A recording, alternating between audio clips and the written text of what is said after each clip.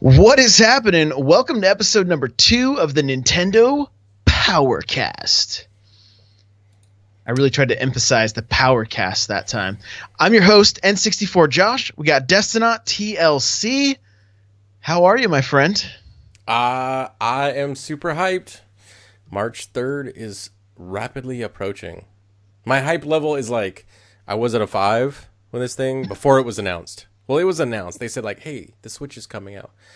And I'm like, I'm gonna underwhelm myself going into this. So I was at a 5. I'm now at like 7.625. That's my hype level. Okay, I had heard from a little bird that your hype level had gone up 0.0625. So yes, it was at 7, so it had gone up from there. Well, they keep, in my opinion, they keep announcing things in the right direction. So, they're slowly whittling me down, slowly wearing me down. Hey, that's awesome, man. I'm glad to hear it.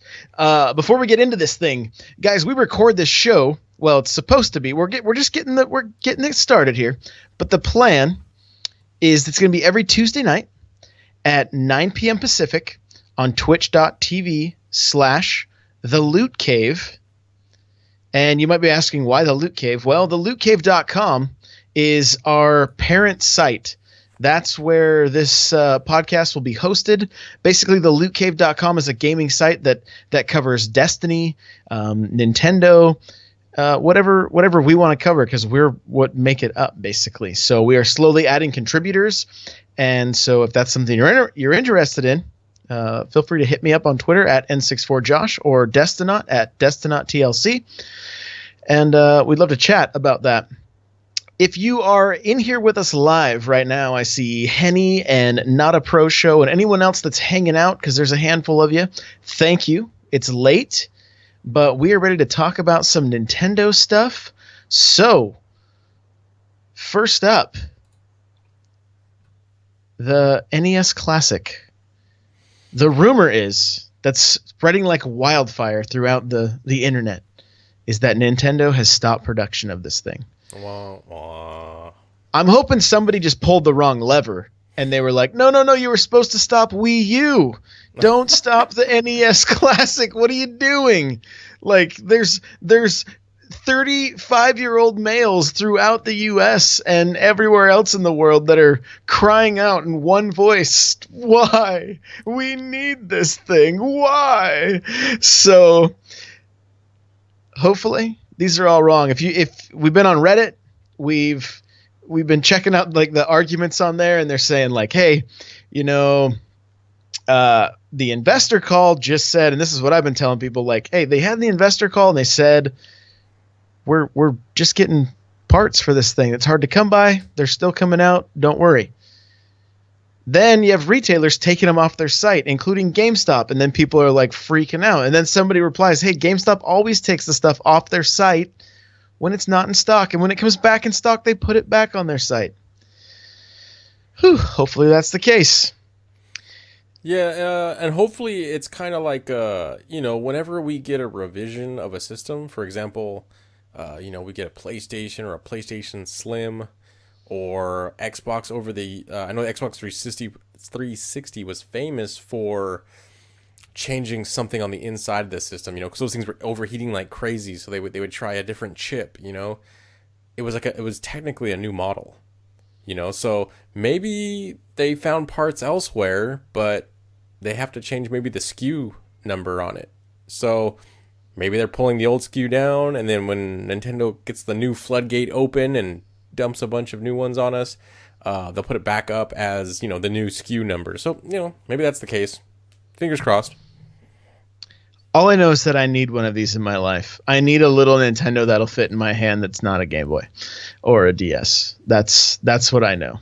I know I need to be able to take this thing to my parents' house and play these games with my dad. Well, you can get one on Walmart for $160. We just found out. We were just shopping before we're like an hour late starting this. It's an hour and a half now because this is actually take 2 because we had all kinds of technical difficulties trying to get this thing started even close to on time. So here we are. It's a Monday night, day before Valentine's Day, February 13th, and we were shopping. I just pre-ordered my Pro controller for the Switch, and Destinot goes, "Hey, I'm on Walmart.com right now, and I have an NES Classic in my cart." I'm like, "Shut up, dude! Don't mess with me. Like, this isn't funny, right?" And I'm trying to type Walmart.com, and I'm hitting every key with every finger, and it's I finally get into the site. Yeah. Finally get into the site, and he goes, "Yeah, it's in my cart right now. I can check out for $153." I was like, "What? What do you mean they retail for $60?" Like, "No, right now I can check out right now 100." I'm like, that's how much they're going for on eBay. So apparently Walmart and eBay are talking now, and they're going to start raising their prices to match eBay prices. I don't know what's going on. It's really frustrating. And it's a shame too, because why? Just that's my question. It's like, why? Just sell the thing. Especially from a retailer, that doesn't make sense to us. I think it's just if it was some random guy, selling it on eBay or something like that, I get that. He paid $60 for it. He can do whatever he wants after that. Hey, if someone wants to buy it from him for that price, fine. But I mean, from a retailer, like, I don't know. That just seems kind of shoddy. Yeah, it's not cool. It's not cool. And the other thing, I was on eBay today looking these things up because I really want one. Mm-hmm. And when I saw this article go out and just spread like wildfire that they were going to stop making them, I'm like, oh my gosh, I'm going to have to bite the bullet. I'm going to have to get one because if they do stop making them, they're going to only go up in value. They're going to just cost more and more and more. Yeah. And I don't want to pay these inflated prices. It's not what I want to do. There's a guy on there right now, or gal, I don't know, that has literally a pyramid made out of NES Classic boxes. He has like 30 of these things, and he's like, "Yeah, they're all for sale this price." I'm just going, where did you find 30 of these things? What, like, did you steal a semi truck and then opened up the back and this is what you found? Like, what? How is this a thing? Are you a GameStop manager and you've just held every one that's come into your store? Mm-hmm. Which, I mean, hey, that's a good way to make a little extra coin, I guess. But Nintendo, take my money, please don't. If anyone can hear this, please, if you can hear my voice, don't stop making the NES Classic. We need them. Yeah, they're cool to have. I mean, it's cool. It's a mini NES. What's not cool about that? I can tell you one thing: the cord from the controller is only like that's not cool. 18 inches. Yeah, it kind of makes me wonder what was the original intent behind it? Was it just like, hey, we'll come out with a couple of these. It's just like a little side project, If they sell, cool. If they don't sell, we only made a couple.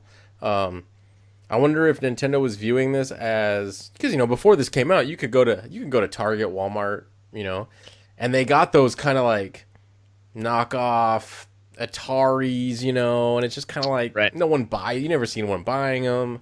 So maybe Nintendo thought like, hey, we'll throw it in that market. We're not in that market yet. Let's just, we'll dabble, see what happens, So, and then of course you got everyone saying like Nintendo knew, but maybe for them it was just literally, hey, let's put out this little something. If it sells, it sells. If it doesn't, it doesn't. Obviously it sold. So, and the rumor is that they're having problems finding the parts. So maybe that's the case, and maybe the supply they bought, maybe they bought them off of somebody and that was going out of business or something, and they were just like, hey, cool, I really don't know how the electronics wholesale industry works, like you would think, how hard is it to just like, okay, you bought from one manufacturer, let's just go buy from another manufacturer now. But I'm sure when you're buying 10,000 of something from a company, that 2 million. yeah, I need 2 million transistors.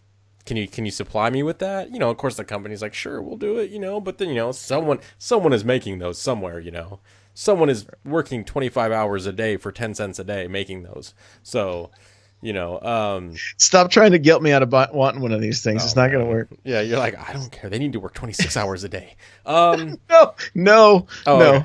But yeah, yeah, I hope to see more. Hopefully they get those things out. I myself haven't been actively searching, but yeah, if I walk into a Target, and I see it, I'll pick it up and then tweet it at Josh that I have one, ha ha ha, and that he could have it for $159.99. But yeah, please buy 2. It would just be nice to have. They'd be nice to have. Like you said, it's cool. Even if you plug it in once, and you're more of a collector than I am, and if it goes up on the wall, cool. So yeah. Oh, it definitely would, dude. I'm already planning this wall right here, and you all that are just listening to this can really see what I'm showing you. But I just want nothing but shelving, and to just start displaying all my. I have a pretty decent collection of NES, Super Nintendo, 64. I've got a handful of systems. I just want to start displaying that stuff. Even the massive collection of Amiibo that's in the closet behind me here. I mean, just to be able to kind of look at the stuff, that's what it's about. So moving right along, episode 2 of the Nintendo Powercast is kind of going to be you guys getting to know us. Now, this is a little strange for us because we've been doing a podcast together now for over a year. Yeah, I believe. Like we didn't look at the exact date, and so we've done this.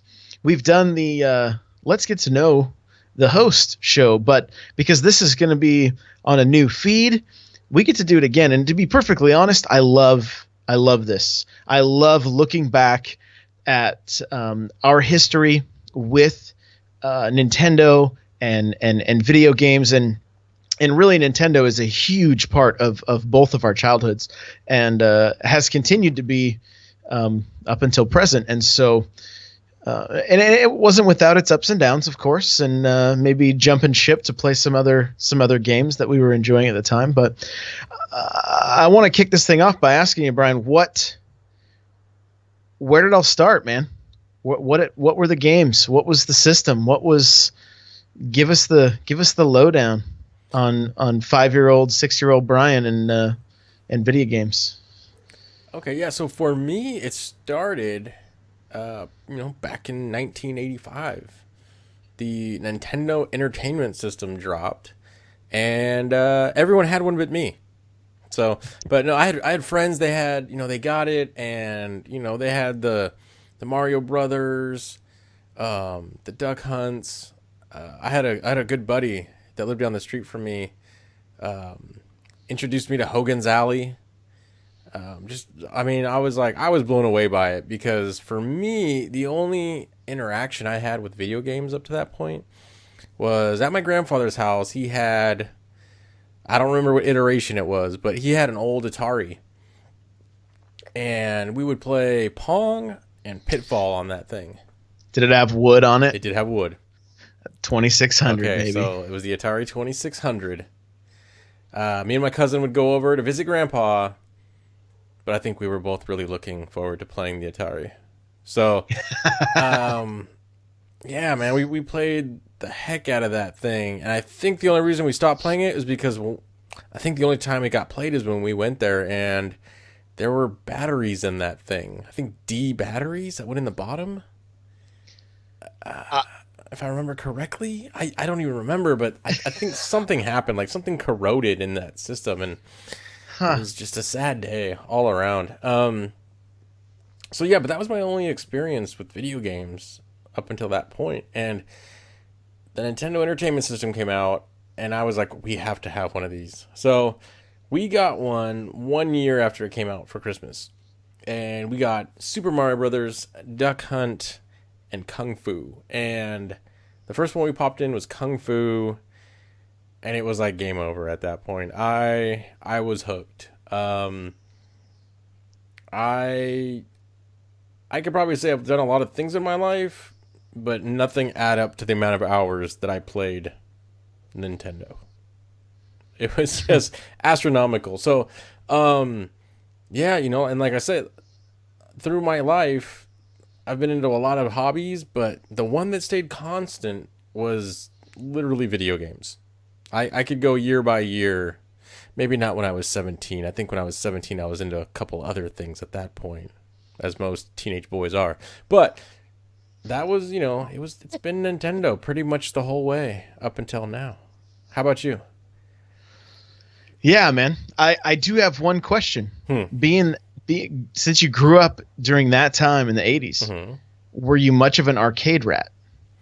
Not so much. We did have it's nothing like the malls that we have nowadays, where you walk in and there's like 30 different department stores and like the heart, like you go to the food court and it's all like brand names like Cinnabon and ice cream and stuff like that. Like it was straight up like everything there was like mom and pop shop, food court, and it was like the carpet was brown, the walls were brown. But there was an arcade there, and the coolest part about this arcade was, so when you're in a mall, there's storefronts. This one didn't have a storefront. It had a sign, and you would walk down this hallway that was mirrored and had neon lights. So you had to walk down this like futuristic hallway to get into this dark room that had nothing but like the arcade like beeps and boops that those things made back in the day. And yeah, there was like the old arcade games there. So I only played arcade games though, like sparingly, it was only when we went to the mall. So, but yeah, I didn't really like hang out in arcades like when I was like a kid. Later on, there was some arcade games played like around the Street Fighter 2 era. Oh yeah. But that was about it for me. So I'm gonna go all the way back to early 80s. My uncle, I grew up on a 40-acre dairy farm. I'm the oldest of 6 kids, and my uncle was 18 when I was 6. So he was a senior in high school. I was starting kindergarten. This dude was the definition of cool. There was I don't even know how else to put it. He introduced me to rock and roll bands like Rat, and like Rat was literally the first rock and roll band I heard. Like 80s hair metal. Like, you can't go wrong, right? Like Def Leppard and Motley Crue, that kind of stuff. And I mean, put it to you like this. So my house was on this 40 acres, and then if you continued on the driveway, you'd go to a mobile home. That's where my uncles lived. And I remember going into his house, and there was like saloon doors going into different areas. And you walked through this through the kitchen, and you opened up the doors, and it was supposed to be his dining room. And then it just opened up to this room where there was like a drum set, and there were there were posters of women in bikinis, like sitting in giant martini glasses. Like, it doesn't get any more 80s than that, man. Yeah. And so I would go over there and borrow Atari games, and then take them over to the neighbor's house, and we would play over there until his mom would kick us outside. And my uncle would take me to the arcade regularly. So games like Kung Fu, Punch Out, Duck Hunt. Like, anytime I even say the word Punch Out, I think about the arcade, and you just hear body blow.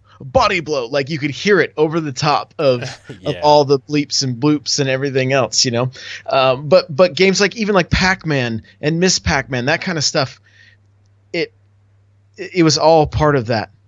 And then I remember I was swimming at my grandma's house. She lived on a lake, and this was on my mom's side of the family. Now, my uncle I was mentioning earlier was my dad's brother. This is my mom's side of the family, and my aunt had married a guy who had kids, and so I guess they were like step cousins or something. I don't even know. We didn't really get into it. I walk into the house after swimming, and I see Zelda. But I have no idea what this is, right? Like, I have no clue. And I remember this like very, very vividly. And it what's strange is it wasn't like some like monumental thing that happened, like, but I remember being so drawn into this game on the TV. Here I am, this little guy with a sword that can shoot out sword, you know, it's a shooting sword. And I'm like on an adventure, and it's like 80 degrees out. Everybody's swimming, and I'm like, please don't make me go back outside. Like, I do not want to leave.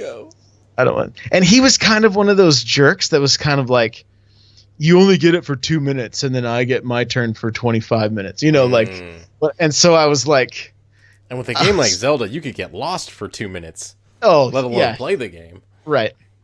And so I like literally got a taste of the good life for a minute, and then had to go back to my friend's house and play on his Atari. And I had nothing. I had my imagination or the arcade. So it was like, it killed me. Well, that same aunt saw my excitement with that thing, and I didn't even ask my parents for it. It was like, you know, it wasn't going to happen.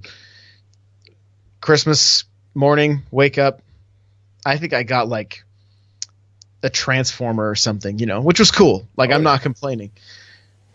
Then my aunt shows up, and it was always when she would show up, that's when like the presents were flowing. Like, yes, she made it this year. Yeah, awesome. They showed up with just bags and bags of gifts, and it would just, you know, so it was like round 2. Right. That's how it would happen every Christmas morning. So we're opening stuff, and then I get this box, and it was to the Schmidt family. That's my last name. And so, you know, I'm okay, whatever, but they wanted me to open it. And I remember just peeling that paper back and seeing the NES and the Zapper, and like, I could not get my dad to hook this thing up fast enough. Right. And it was one of those things. He's like, well, it's time to eat lunch. And I'm like, no, like, you got to hook this up now. He's like, nah, maybe after lunch. Right. And then, of course, they gave me all kinds of like, you get 45 minutes a day. You can't play on Sundays, you know, all this stuff. I'm like, oh my gosh, like, you guys are killing me here. So that was, you know, I finally got my NES, and I remember crying because I would die in World 1-2, and I couldn't beat the game. And I remember my uncle telling me, like, man, you got to enjoy this. Like, don't get upset that you can't beat it. But I was like so frustrated that I couldn't make it over the hole or whatever. I kept getting hit by the turtle. And, you know, that's basically where it all began, is when I got that first NES. And I mean, some of the best memories are like playing with my dad. And so, like I said, we grew up on that dairy farm. We would go and have we'd have to milk the cows at like 8 o'clock, and there were 4-hour shifts. Right. And I'm like 5 or 6 years old. Yeah. Right. I'm not doing anything. I'm just, you're kicking rocks in the dirt. Yeah. You had to like fold towels, or maybe I was just going with him to like help like finish up the chores for that night. Mm-hmm. And I'd stand and watch a gate so he could drive the tractor in and out, or, you know, whatever.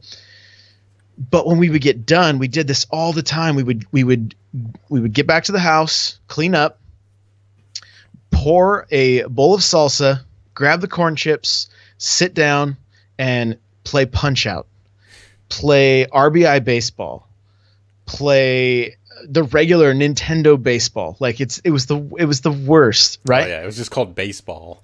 Yeah, just baseball. Golf. Like, my parents were like, no fighting games. You got to do the sports games. And I was able to sneak in like Ninja Turtles, mm-hmm. you know, some stuff like that. But it took some doing, that's for sure. And, you know, and that's some of my best memories. Tecmo Bowl with my dad. Like, I mean, we double dribble. I remember him teaching me how to not be a sore loser because he would just smoke me at double dribble. Dribble, dribble, like yeah. So I mean, so many good memories playing these games with him and stuff. So that's why, like, even the Switch now, I'm really hoping like Tecmo Bowl is one of those like games on the eShop, so that like when I go down to his place and we usually sit around his gazebo, I can set the Twitch on tabletop or the Switch on tabletop mode, and each of us can take a Joy-Con, and there's the snap for you, and we can sweep right with Bo Jackson once again. The other thing that's crazy about that era, and I'm sure you'll have some stories too, is it wasn't like if you wanted a game you downloaded it. Mm-hmm. In my case, when I got older, like with the Super Nintendo and stuff, we had to walk, or before that I have to convince my mom to drive me. It was only like 2 miles away, but again, I'm the oldest of 6, so her having to load up a car with all my siblings just so Josh can get his video games, just so I can go rent a game, right? And then there's that like, I have to decide now, do I want to which game? Because this is it for the weekend. And if I blow it, it doesn't matter. Like, I'm stuck with it. And I remember getting Bucky O'Hare, one of the best NES games there is. Like, do you remember like $1 million now? It's worth a lot, dude. I remember playing it. I had a buddy that had it. I had one buddy that had like his family, his dad was high up at a company or owned the company. I don't even remember, but they were the ones that they just had everything. They had like later on, like the Super Scope, and Pokemon Snap, like it's like who has that, like, but they had everything. But oh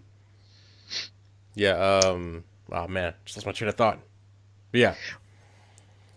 Turtles 3, the Manhattan Project. That was another game that this store, like, literally this store had these rare gems. They had no idea at the time. They're probably in a landfill somewhere now. Which is just Bucky O'Hare. Yeah, that was one of the great games that this store had. So it was like, sweet, but you just never knew with a Nintendo. You'd look at the cover and go, well, there's a robot on it with a sword. Yeah, I guess. And then it was just like complete garbage. I mean, I remember I don't know, I can't remember who had it, if a friend of mine had it or we'd rent it, but Predator on the NES, you'd play it. Oh, I could never I'm like, what are we supposed to do? Like, you have this gun that doesn't work very well. Nothing seems to want to die. We couldn't get very far. It's like, I remember it being kind of Metroid-esque where you could only kind of shoot left and right. You couldn't really, or maybe it wasn't like Contra where you could shoot in all directions basically. And so it was rough. Like, I would love to get that game and like try it now as an adult, because man, it was brutal. But I don't know. I mean, did you have to do the rental thing? Was there? Do you have a store near you? We had there was two or three stores that had video games, and they were all, 2 of them were mom and pop shops. One of them was called Best of Video, and then the other one was California Video. I live down in Southern California, so California Video and Best of Video. They had Nintendo games to rent, so we would go to both of those places. And then later on, I think this was more of a chain store. I'm not 100% sure, but like, it was called Music Plus. And it was called Plus because originally it started off as a music store, but then the Plus came along when they started renting and selling VHS, and then they got into the video games. And that's where we would go, because you could buy them there too. The other 2 places were just purely rentals, but you could buy video games at this place too. And I remember going there, and that's where we picked up, like you said, you'd look at the front cover of the Nintendo game and be like, oh, this is cool. It's got a blue guy on the cover with a gun. Okay, let's look at the back. Oh, it looks nothing like the front cover. Geez, because my brother and I were the type when we were younger. I mean, we would get some money for our birthdays or something like that, but like, that's literally where the money went to, was buying the video games, which at the time were what, 30, $40 for the original NES cartridges, I believe. Or we would wait till they went on sale. I think they were 50, man. Yeah, like even Atari games were like $25 to $35. And see, we would always wait till they went on sale because we would never. Well, I should say we rarely got something when it first came out, but like we took a chance on this game with this blue guy with a gun on the front cover, and that game was like Mega Man 2, and it was like, this is, it was incredible. And back then it wasn't like the internet, where you had these top 10 games for this system, and everyone knew what those top 10s were. There was a couple like our video game related magazines here and there, or you heard from a friend, oh, this game's good. But then you also bought these games sometimes and you were like, it's not so good. So you just didn't know. Yeah, it was kind of a crapshoot, It sometimes you got lucky and you got Mega Man 2, or you usually the official Nintendo games were solid, like the Zelda, Super Mario Brothers later on. Well, Super Mario 2, some might say, is kind of weird, but it was different. Still holds oh man, that game holds a place in my heart for sure. Yeah, I had a buddy, he had Super Mario Brothers 2. He also had a game called Breakout with the little car that would drive from left to right? Are you talking about like the little paddle with the ball that would hit it and go back up? And it was a car. Breakthrough. That's what it was. It was a Data East title. Okay. Played that like crazy. And again, a lot of these were arcade ports. So sometimes you might have had like a little bit of an idea of what you were getting, because you were like, oh, we played that in the arcade, that's a really cool game. And then you got it and it was about 1/10 of what it was in the arcade, but like, right. Use your imagination, kid. It was close enough. There was another game called, I believe it was Cabal, and it was a game, it was from a third person perspective. You were looking over the shoulder of your person, and the enemies were at the far end of the screen, like coming towards you. And the way this game was, you had like destructible cover in front of you, and you, instead of a controller, you had the ball in the arcade, and you would have to roll the ball to like have your guy roll from like left to right behind cover, and the enemy as they came towards you would like break the cover. That game later on was on like the NES, and of course in the arcade you had this ball and you could just spin from side to side really quickly, and when you got to translate that to a D-pad with two buttons, it's like, ooh, yeah, not so well. So yeah, it was hit and miss, but there was a lot of good games back then. I think probably because with the Nintendo, well, one, we were kids, but two, because it was such a simple system, you could say, like in the grand scheme of things, like you could use your imagination, and it was just kind of like, there was just pure mechanics there, but you could use your imagination. It's like, oh, this is cool. And I think that's maybe why nowadays the nostalgia really fills in those gaps of what it looked like. Because at the time, I think at the time, that was like the best there was in home video games. So we were like, okay, this is amazing. And I think as we get older, it's kind of like that feeling of it being amazing stays with us. And we're just used to stuff that's so high res now. We just, oh, this is amazing. That was amazing at the time. It must be as amazing as something that's amazing now. Like in our head, everything we remember being on Nintendo was like in 1080p. Like, in our brain just like automatically filled in the graphics and the sound.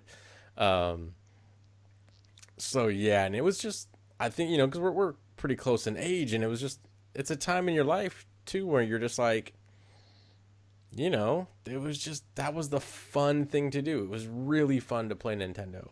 And for me, a lot of it goes back to a lot of the friends I had when I was that age also played a lot of Nintendo.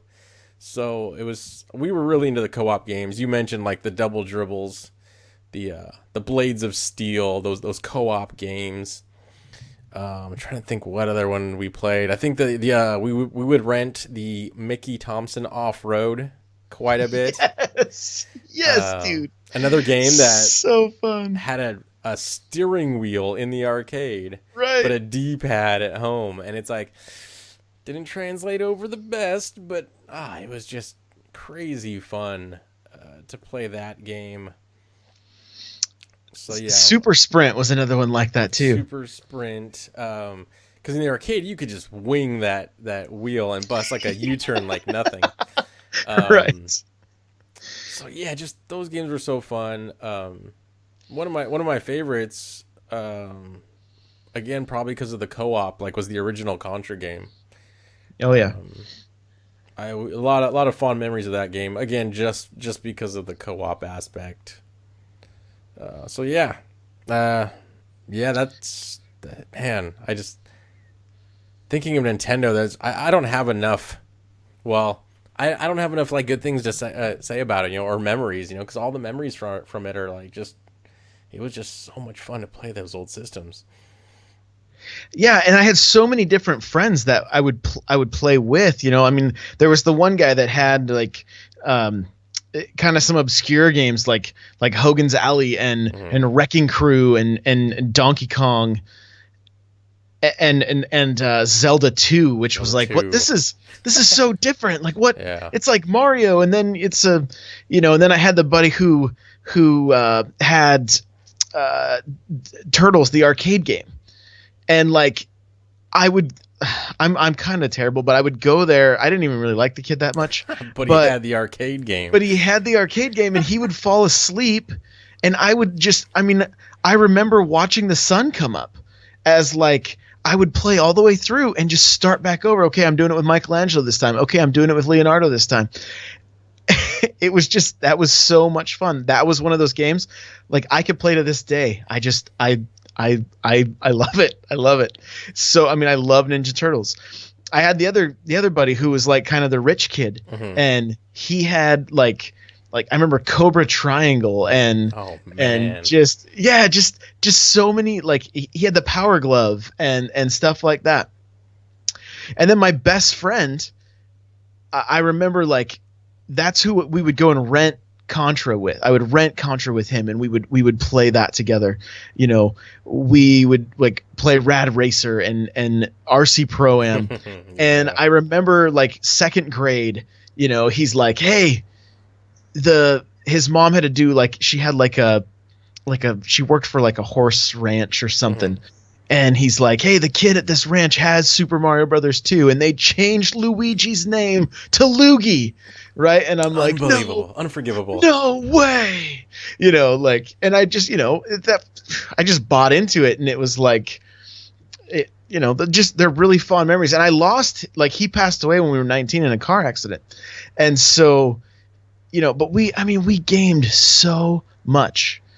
Right. I mean, it was constant Nintendo all the time. I mean, I remember the night I played Contra for the first time, and I was like, this game is so hard, but we knew the code, which somebody just typed in Henny typed in the chat, up, down, left, right, BA select start. You hear that sound. We're like, we have 30 guys.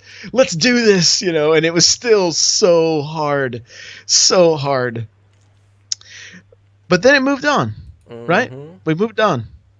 I do want to say about Super Mario 2, though, and then we'll move on to Super Nintendo, unless you have something to interject. But no.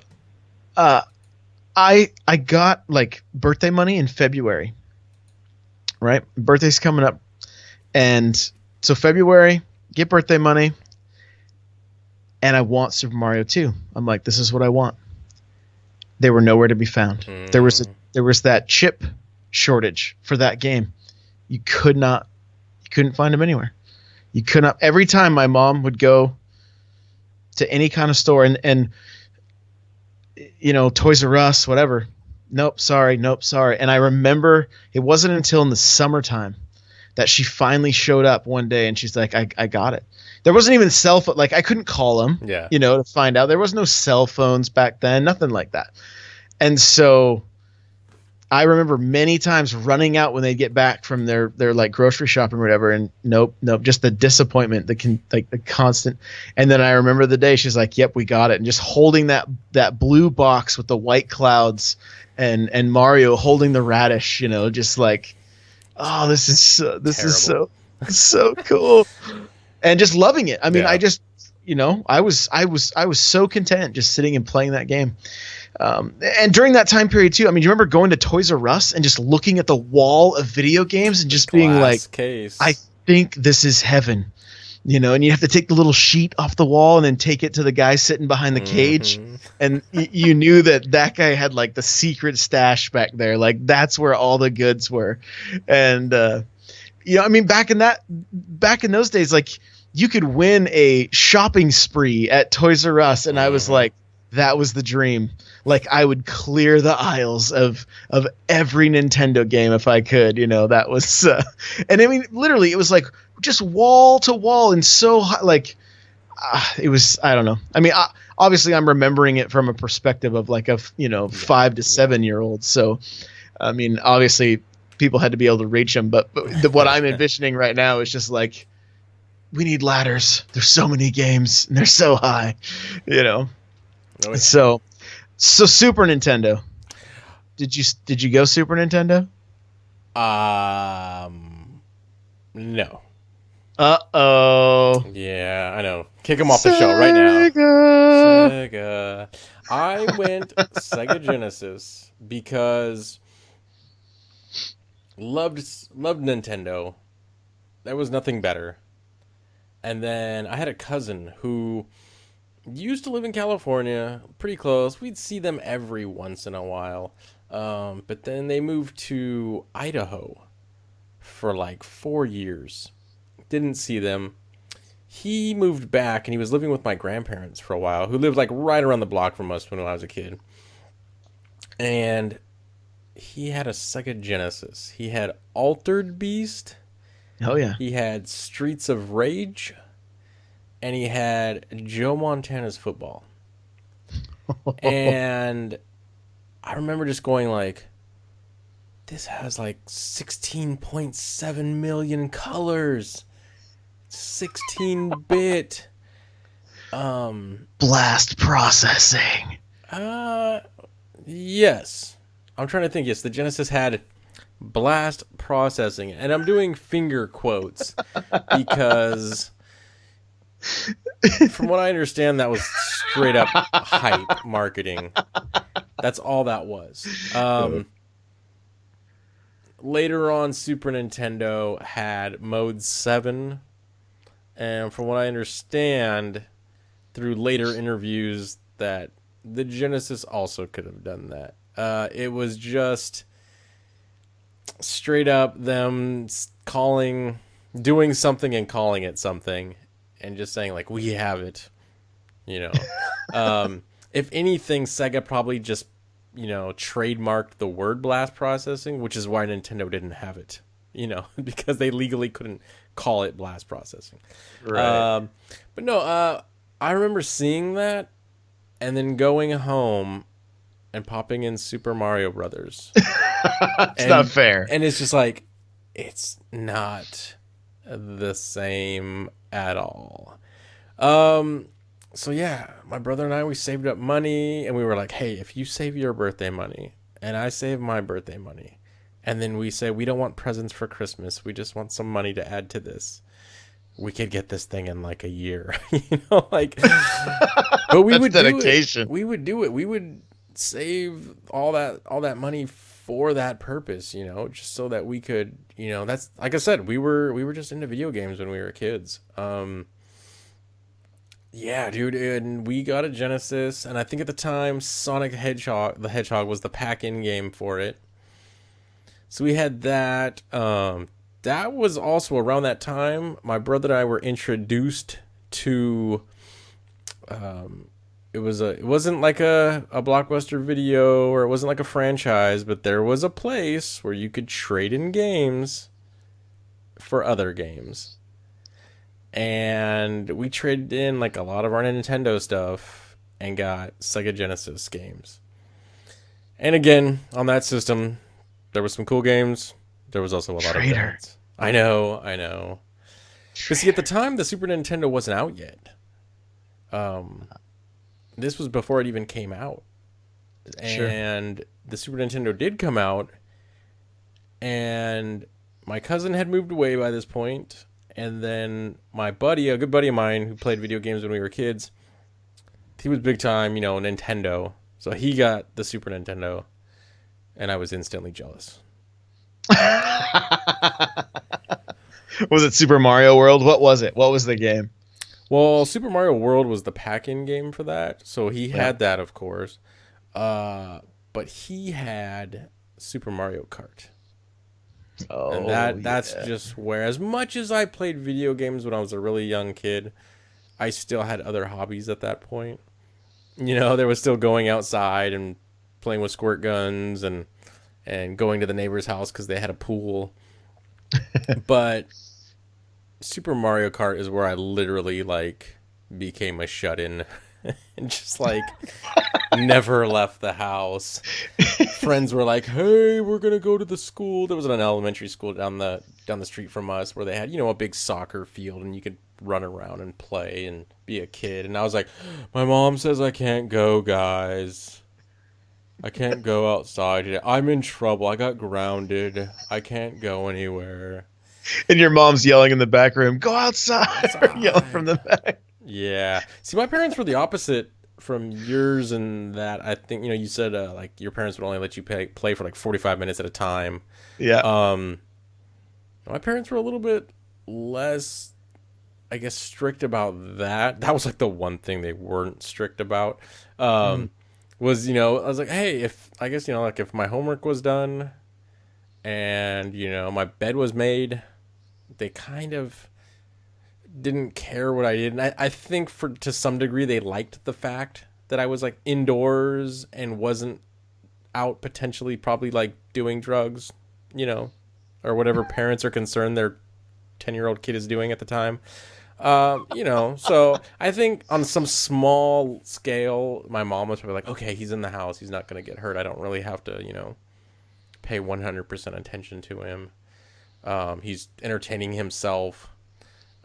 So, they didn't mind so much that I would play for just hours on end. Who knows? I probably could have made something of myself had I went outside and become a productive member of society. But yeah, Mario Kart got its claws in me, and that was kind of it after that. Dude, fingers crossed that one of the first games to come out on the Switch that is a classic game that has online support is that one. Because I have a feeling will be some competition. And I'm talking the original Mario Kart though, not this newfangled 3D Mario Kart. Oh, I know. It's Super Mario. It's really hard to control now compared to the other ones. Well, it plays way different. Completely different. It's really way more about cornering. Later on, I noticed, because I had been playing a lot of Double Dash recently. Yeah. You can't hop in Double Dash. You can power slide by holding, for example, the right trigger. But in Super Mario Kart, the original, hitting, let's say, the right trigger, you would hop. If you were just going in a straight line and hitting the button, you would hop. But if you held it down and pressed to the left, your character would hop and then hit the ground and power slide. Yeah. So that hopping in that game, I have a buddy, dude. He would play once he got up to 150cc, that's all he would play. And he would only play as Toad. And that guy was just, I don't think he ever was on the ground. He would hop constantly through that game. Yeah, so it's way more precise to be really good at that game. The turns are way more precise. They don't have the boost power sliding like they do now. The other thing is you can't see walls because everything was flat. There were walls, but you couldn't differentiate a wall from the ground, basically. Right. I mean, you could, but it just Mode 7, which Mode 7, now that I look back, was basically a flat texture turned sideways. That's all it was. So, but Genesis couldn't do it. So Yeah. Yeah, and I mean the thing is that Mode 7 is like kind of screwing us now because like those Super Nintendo games I guess are really hard to recreate and get into emulation. So like Yoshi's Island and Star Fox and that kind of stuff, you know. But that was crazy, like Star Fox, right? Like, like that was FX crazy. Chip? That had the FX chip, right? Oh, that's what it was. It wasn't the Mode 7. It was the FX chip that was so hard to get to try to get to work. Yeah. And I was just reading chat there. I'm like, what Overlooked game was to blow up? That was a good one. Yeah, a little fun fact. The carts, like Super Nintendo, as much as like Genesis was the original 16-bit system, there probably was another one, but that was the popular 16-bit system. And then Super Nintendo came out with 16-bit system. And then Genesis was like, well, no, we got the 32X transformer over here where you add this. And, I think the Sega CD might have come out first. But they had all these add-ons to make their system better. But the Super Nintendo, they eventually went to the N64. But before that, they came out with the FX chip, which gave it basically 3D power in the same system. And it's like, well, how does that work? Because the carts back in the day, you could kind of change how you wanted the system to run based on the cart. Like those carts, I remember when Street Fighter 2 was announced, they were like, it's going to be a 16 meg cart and it might even be a different shape. They were talking how like it might be taller so that the RAM would fit. Like the RAM, like we think about PCs nowadays, like, oh, it's got RAM and you can put more RAM in your computer. The RAM for those systems were in the cartridges. So it was like, you could, I guess, theoretically put 16 gigs of RAM in a cart nowadays and program it to work with the Super Nintendo, and it probably would run with that additional RAM. But yeah, I remember there was crazy rumors flying around when Street Fighter 2 was going to come out. And so they could change almost the way the system what it could handle based on what they could throw in the cart. So, yeah, it was crazy. There was a few FX chip games. There was Star Fox. There was a driving game. And I think there was one more. I don't really remember. But, yeah, I remember seeing those for the first time. That was like the first time seeing like a home 3D game. Yeah, dude, it was mind-blowing. And I mean, it was so Star Fox especially it really was unlike anything else, and that was one I rented. I'm pretty sure, or else one of my buddies had it. But getting the Super Nintendo, that was like the one thing I asked my parents for. Like, I have to have this. I have to have this thing, and we'll wrap this show as we finish with the Super Nintendo here, and then we'll pick up the next one where we get into the 64 and GameCube and so on up to present. But I should have known that we couldn't get past the NES in less than an hour. Oh, man, terrible.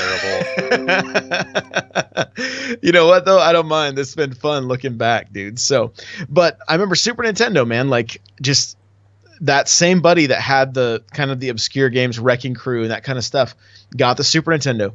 The store that we would rent from was called Highway Home Electronics. It was right on I-5. We lived on the east side of the freeway, about 2 miles from the freeway, and this store was right on the freeway on the west side. So by the time we got a little older with the Super Nintendo, we had to walk, and it was a good hour and a half walk up, uphill like both ways. Hills, and it really was uphill both ways. And you just, and getting there and seeing Street Fighter 2 and taking that back to his house. And I remember just popping it in and just like seeing the sprites and everything. Zangief was like, and it, it had the book. And so like, we're trying to pull off this, like where you have to do the 360 motion and then hit the punch button or whatever. And so brutal. And we would just, hours and hours and hours of Street Fighter. Remember Nintendo thumb, just your thumb getting rubbed so raw that you couldn't, it just hurt, but it was worth it. Like, it was so worth it. And that Super Nintendo controller just fits so perfect in your hand. So, So Christmas comes and I, just begged and begged. It was like Ralphie from A Christmas Story, like leaving hints everywhere for my parents. That's don't give me anything else. I won't like it. That kind of stuff. And I just remember being so sure they were going to get it. And, rip into that thing. And there it is. Super Mario World. And I mean, hours upon hours. I think I did all 3 save files all the way to like 100% completion. Jeez. Just because I just love that game so much. It was so much fun. Well, then that aunt that got me the NES showed up later that morning with the big, and it was like, oh boy, what do we got here? And I had made sure to tell her some of the stuff I wanted. Street Fighter 2 was on that list, and no fighting games allowed, right? I opened that thing. I'm like, Street Fighter 2. I immediately ripped the plastic off and opened and pulled it out of the cardboard so that I would not have to give this thing up. Yeah. And can't take it back. Nope. Can't be returned now, sucker. So she got me that and Super Play Action Football. And nice. Again, I played with my dad forever. Like, played a ton of games on the Super Nintendo with my dad. NFL Quarterback Club was a really good football game back then. We mentioned in the last episode Super High Impact Football, and I remember renting that from Thrifty Foods. They had a little game section. Oh, man. Finally talking my parents into letting me rent a game there, because it wasn't easy, because it was that trip back. This was all the way in town, so that was an extra 15 minutes or whatever. So but just so many good memories playing that system. I mean, Street Fighter, and then getting the codes for Street Fighter and being able to do the same character versus the same character, and then Street Fighter 2 Turbo comes out, and like you were saying, Super Mario Kart. And I remember going to my uncle's house, and him and I, like, we could race each other, but we had more fun racing each other's ghosts and doing time trials on one of the ghost house tracks, just like, and I could just hear those tires squeaking on that fake wood, that wood that they had. Just constantly. And, trying to hit the shortcuts with the feather, which is now coming back into Super Mario Kart 8 Deluxe, and just so many fond memories. So many fond memories. Playing A Link to the Past for the first time, the first Zelda game I ever completed, A Link to the Past. Amazing. And I've actually, when we go on vacation this year, A Link to the Past is going to be the Zelda game that I play through. I'll have it on either my DS or the Switch if it ends up being available on it, and that's going to be what I play through again. I haven't played through it since. Probably one of the games that impacted me the most, that I had like my first emotional response, and it's going to sound goofy, but I let myself get so just into the world, was Super Metroid, right? And getting to the end of that game and killing Mother Brain, and thinking it's time to jump out of here, and then this creature gets up, and you're in the fight of your life against this thing, and it has you on your knees, and it's about to finish you off, and this Metroid comes in that you had rescued from Metroid 2, and basically sacrifices itself to then give you the power that was just destroying you. And I mean, I literally, like, I've written blog posts about this and stuff before, but it was like, you killed Ted, you medieval dickweed. Like, that was like that's what, I was pissed. But at the same time, like finishing that game, and like then trying to talk to people about it who had like I'm like, Dad, he's like, I don't even know what's a Metroid, like, what are you saying? It's like I don't language. You are speaking in a language I don't understand.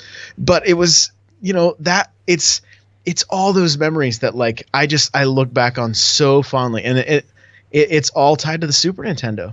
Mortal Kombat, like, oh, it's not blood, it's sweat. It's not blood, it's spit. So I could, like, that was the convincing argument to let me play it. I love playing Sub-Zero and Scorpion. I so bad wanted to rip the guy's head off and pull his spine out, but I had to go to my friend's house to play it on the Sega. Right, in order for the Genesis. Even that had a code. It didn't just give you straight up the blood. I remember you had to put a code in. That's right. To get the blood and the arcade fatalities in that game. Right, and then remember Johnny Cage, you could knock off like multiple heads. Like, you could just keep doing the same finishing move for some reason. It would knock. Yeah, just goofy stuff like that. But I mean, so many fond memories with the Super Nintendo, and they just continue with the 64. But I'm gonna call it for me on Super Nintendo. You got anything else with Super Nintendo before we? Super Nintendo again. Loved that system. The co-op stuff is what we loved. I remember a buddy and me. I don't know how many times we rented this game. Zombies Ate My Neighbors. Oh, dude, yes. Amazing, bro. Just played that game so much. Again, it just kind of picked up where the NES left off, and it just completely improved upon that system. Like you said, the controller. I mean, a lot of people, I think they based, the original NES controller was like amazing, and it's like, okay, how can we make this better, And it's like the SNES controller was just amazing. It was like it just fit in your hand, your 10-year-old, 12-year-old hand so well. It felt rock solid. The SNES, I can't say enough good things about that system. Again, it was just a winner out of the gate for Nintendo. And yeah, I'm trying to think what else came out. I want to say, I'm getting a little confused here whether it was Genesis. I think some of the EA sports games came to the NES or SNES. Oh, like Madden? I think it was like Madden. There was the FIFA soccer, the NHL hockey.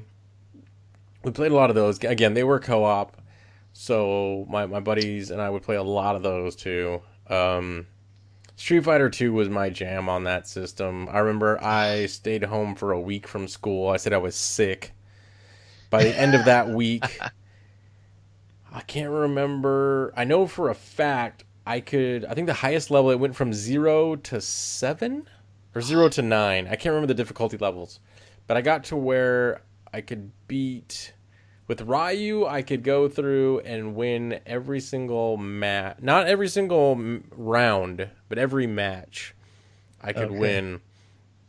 And then you got like the special ending. Because if you beat the game, you got the 8 characters. And it said like, thank you, Capcom, with your three letter, initials in there. Yeah. But if you beat it without losing a match, it added the bosses in there too. So, nice. Yeah, it was like, ooh, and there was no way to prove it because there was no internet. There's no screenshots back in the day. So, try to take a picture of a CRT. Yeah. So it would have to be like a Polaroid or something. But yeah, Street Fighter 2 was like the game on that system that I really remember that game. Like we talked about, Super Mario World. Super Mario Kart for that system. Everything just had the word super in front of it. In fact, if I remember correctly, I think even Street Fighter was Super Street Fighter 2. Even though it wasn't really Super Street Fighter 2. That actually came... Well, I don't think there was ever a 2, but there was a Super Street Fighter 3 later. No, there was. Super Street Fighter 2 is the one I bought for my DS. And it was the one that introduced Cammy, T-Hawk, DJ, and Feng... Was it... Fei Long. I used to like Fei Long. The total Bruce Lee ripoff.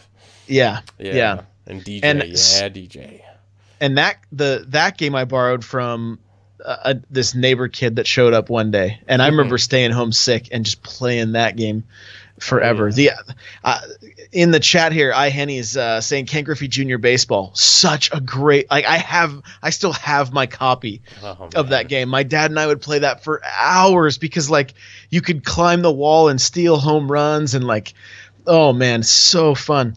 Killer Instinct on the Super Nintendo. I would play that game, I just got really good, and then would go to the arcade and just wreck.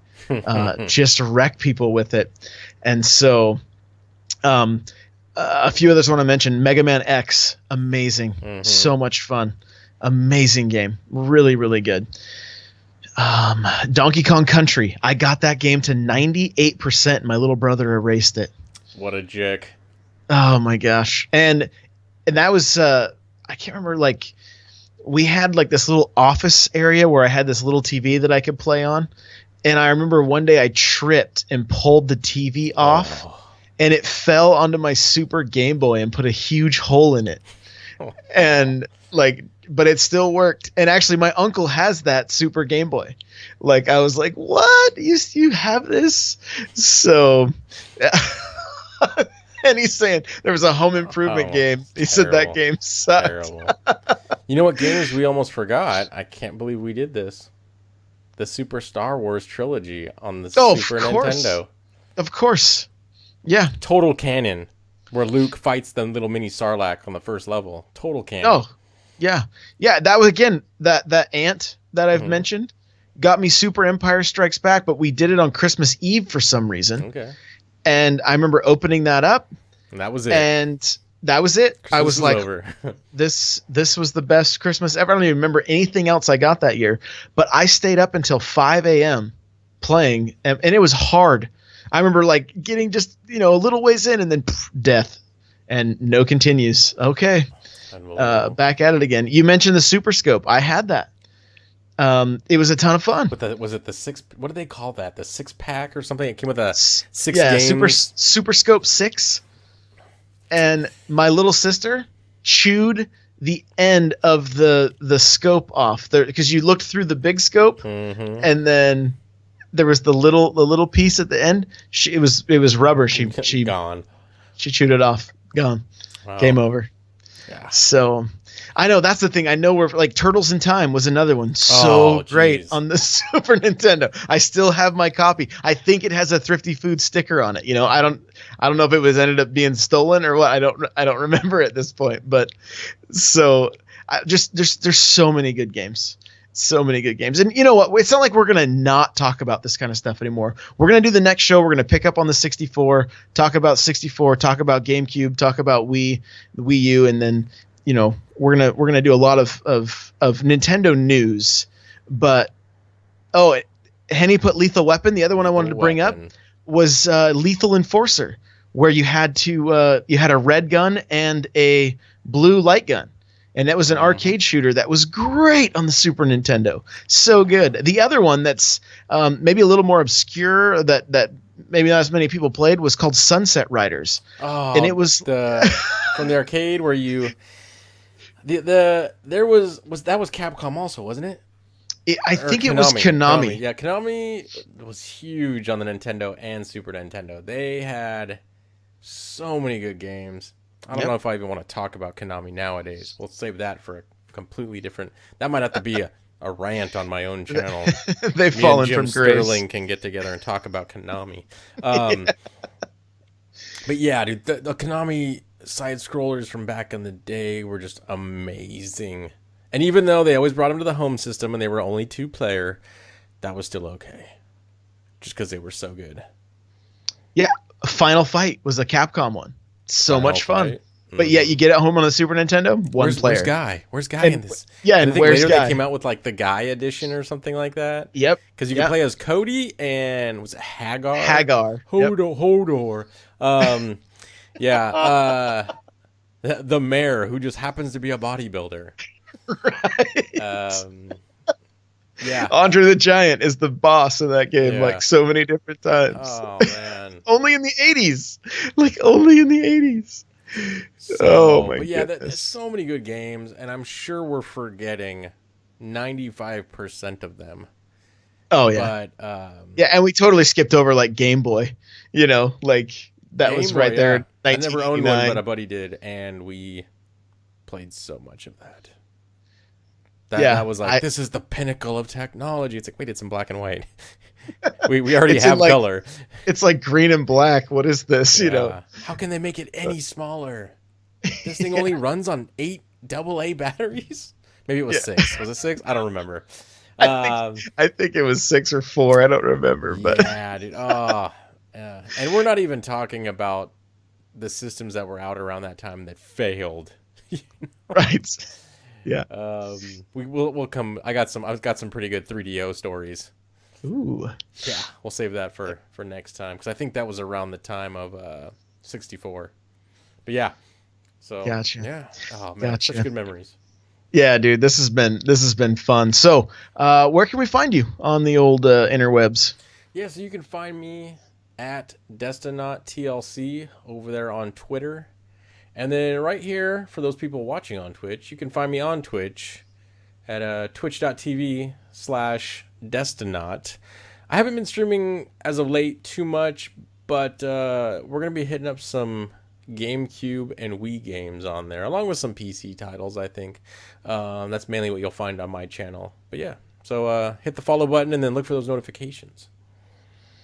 Yeah, you can find me on Twitter at N64Josh. You can also find me on my main Twitch channel, which is twitch.tv/N64Josh.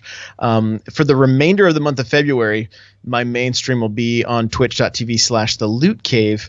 But this is going to be the channel for the podcast. It's the channel for the website. Make sure to go check out the website. We've got different articles going up on a more regular basis. Like I mentioned at the beginning of the show, we are looking for contributors. So if that's something you're interested in, make sure to hit me up on Twitter or hit up Destinaut there, and we'd love to chat. I'm excited, dude. This is fun. Yeah. This is fun. So you can find like I said, check out thelootcave.com. You guys will be able to find us there, and we will continue on with the GameCube and the Nintendo 64 and maybe some Game Boy memories in the next episode. And we'll also be just surfing the web looking for any news on the Switch, because we want to get Destinaut's hype level to 10 or 11. Yeah. That's the goal. We'll so talk about the Switch. Well, I have to go back every once in a while, talk like Ninja Gaiden and POW Yes. and Narc. I don't know. Well, yeah. What? RoboCop. Let's not get back into that. Yeah, but yeah. RoboCop. RoboCop. Double Dragon. Oh my gosh. It just doesn't end. It Every doesn't 2 seconds. end. Drop it. Right. Oh man, bad dudes. Okay, we got to stop. Thanks so much for hanging out with us, guys. Again, we do this live, twitch.tv/The Loot Cave, 7 p.m. Pacific Standard Time. Nope, 9 p.m. Pacific Standard Time. The Lootcast is at 7. So thanks again. If you're in the chat right now hanging out with us, we appreciate you. And we will see you next Tuesday. Later.